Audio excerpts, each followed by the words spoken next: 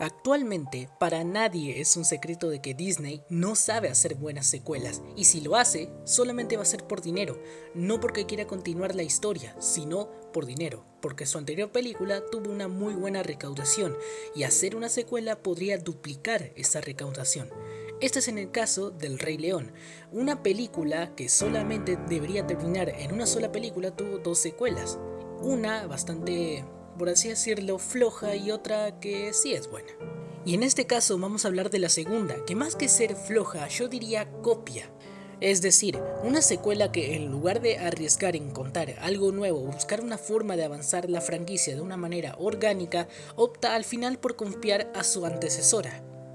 Así que en esta ocasión, en este mismo video, te voy a explicar por qué El Rey León 2 es una copia del Rey León. Así que, sin más palabreo, empecemos.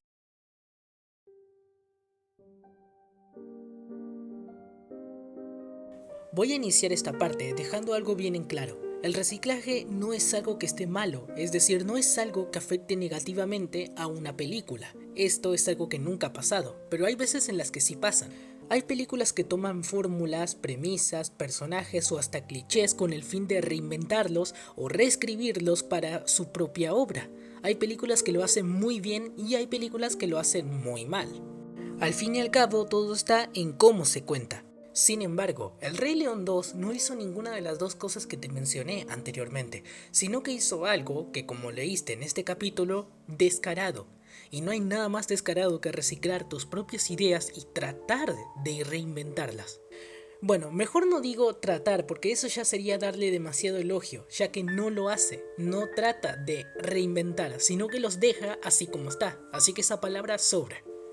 Ahora, esta secuela recicla casi todo de la primera, es decir, personajes, trama, subtrama, etc. Sí hay algunas cosas que no reciclaron, pero en su mayoría sí, lo hizo casi todo. El problema con todo esto es que estos elementos que la secuela recicla son algo que ya se desarrollaron muy bien en la primera, y esta secuela los deja así como está. Lo único que hace la secuela es camuflar las cosas para que no te des cuenta que es lo mismo que la primera. Es decir, cambia los personajes y los pone en otra posición, los cambia por otra apariencia, el color y demás, para que no te des cuenta que es igual que la primera. Y considero que no hace falta decir que está mal esto, y más si estamos hablando de la secuela, es decir, la continuación de una de las obras maestras de culto del cine.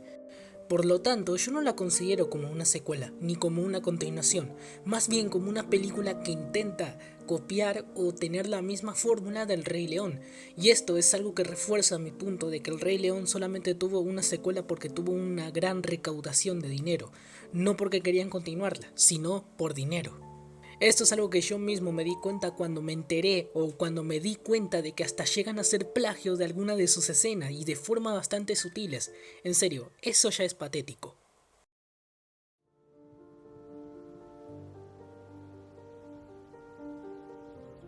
Como ya te dije anteriormente, la secuela no renueva ni tampoco reescribe lo que recicla, lo deja tal y como está. Aquí, en esta parte, te voy a explicar cómo fue todo el desarrollo que hizo o que obtuvo al dejar las cosas tal y como estaban, y que como leíste es lo mismo pero más barato. Empecemos con los antagonistas, Sira y por qué no, Kobu.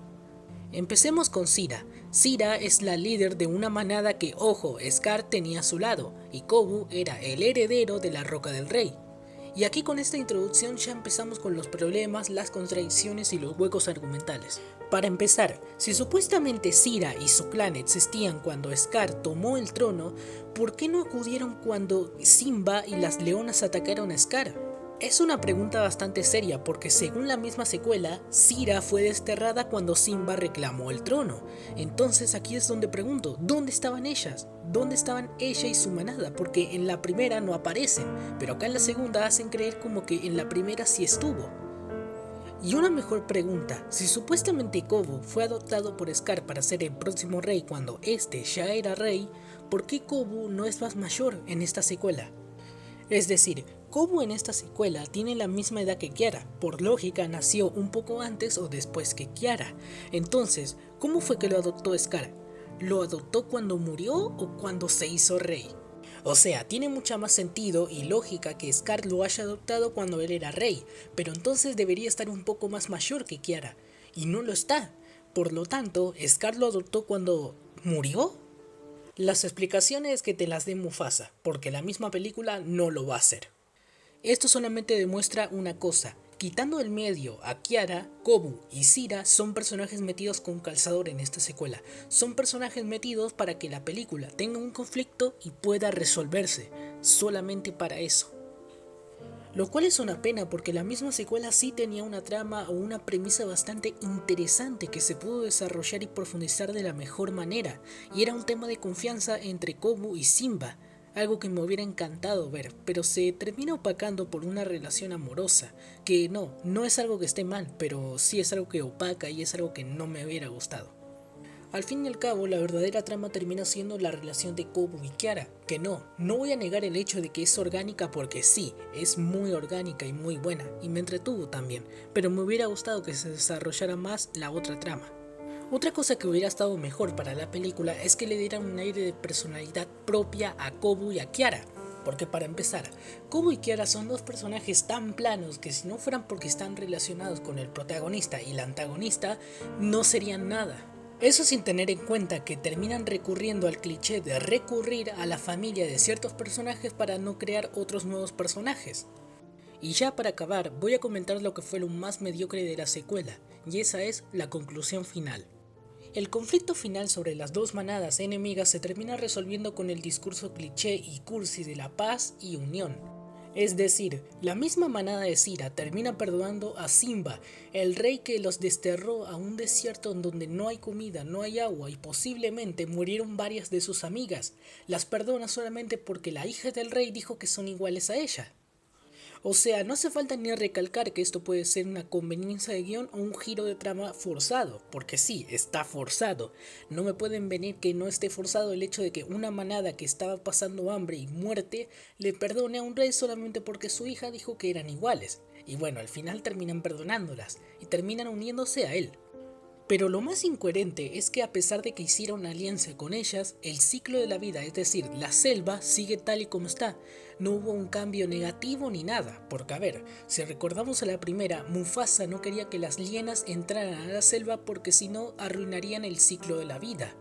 Esto es algo que termina confirmándose en la primera, en donde Scar toma el reino y deja entrar a las hienas a la selva, rompiendo el ciclo de la vida, haciendo que ese lugar no haya ni comida ni agua, rompiendo todo y arruinando toda la selva. Por lo que te repito, es algo súper incoherente que no termine pasando algo malo al ciclo de la vida. Y posiblemente puedes estar diciéndome que esas leonas no son las hienas. Sí, tenés razón, no son las hienas, pero son casi idénticas a ellas. Por no decir que viven en las mismas condiciones y tienen casi su misma mentalidad. Lo que se quiso dar con este final es dar un final más rosa que el que tuvo en la primera, es decir, el malo muere y todo vuelve a estar como antes, pero con contradicciones, lo que da a entender que esto es un final casi idéntico a la primera, pero con la diferencia de que es más barato, con el fin de ocultar el hecho de que están dando casi el mismo final que en la primera, pero lo camuflan de otras cosas para no decirle que están viendo exactamente lo mismo que en la primera, pero más barato.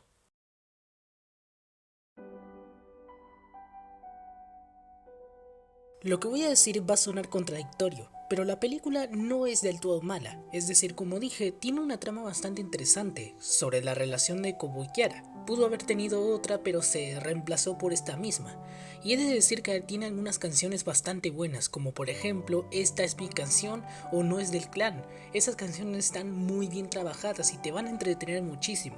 Es una película bastante entretenida, pero que en lo personal sigue siendo una copia de la primera, que personalmente no me termina gustando. Puede que a ti te guste, lo respeto, pero a mí no me gusta. Es bastante mala por el hecho de ser una copia, porque estamos hablando de la secuela de una de las obras maestras de culto de cine, así que no me gusta por esa razón. Si tienes algo que decirme o cuestionarme sobre este video que he hecho sobre El Rey León 2, déjalo en los comentarios y yo estaré encantado de leerte y de escribirte.